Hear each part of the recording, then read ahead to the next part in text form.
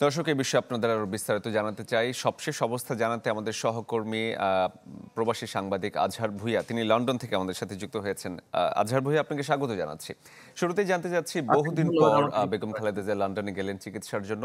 সেটিকে ছাপিয়ে মা ছেলের পর অনেকদিন পর দেখা, কি অবস্থা হয়েছিল আসলে? আবেগঘন নিশ্চয়ই পরিবেশ বিমানবন্দরে।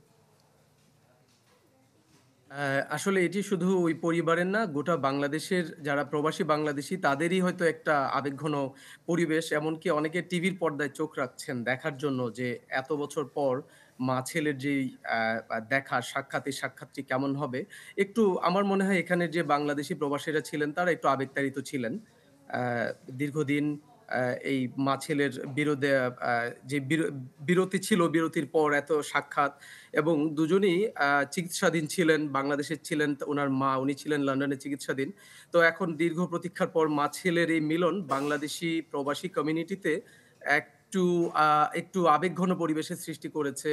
বিশেষ করে বিএনপি পন্থী এবং বিএনপির যারা নেতাকর্মী তাদের মধ্যে বেশ উৎফুল্লতা লক্ষ্য করা যাচ্ছে পুরো কমিউনিটিতে এবং বিশেষ করে এয়ারপোর্টের বাহিরেও বিএনপি কর্মীদের ব্যাপক ঢল ছিল নেত্রীকে রিসিভ করার জন্য।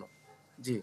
আজহার ভূঁইয়া, আরেকটি বিষয় জানতে চাই। উনি তো আজ পৌঁছলেন বিকেলের দিকে, তারপর ক্লিনিকে ভর্তি হওয়ার কথা। তা পরবর্তী মেডিকেল প্রসেসগুলো কি হবে এবং কতদিন আসলে তিনি লন্ডনে চিকিৎসার জন্য থাকতে পারেন?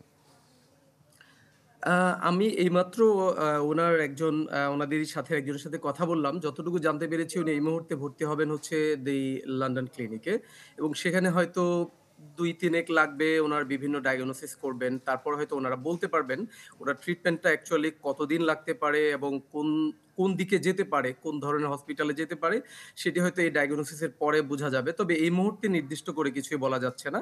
এই মুহূর্তে উনার অবস্থান লন্ডন ক্লিনিকে থাকবে। জনাব আজহার ভূঁইয়া, আপনাকে অসংখ্য ধন্যবাদ আমাদের সাথে যুক্ত হওয়ার জন্য।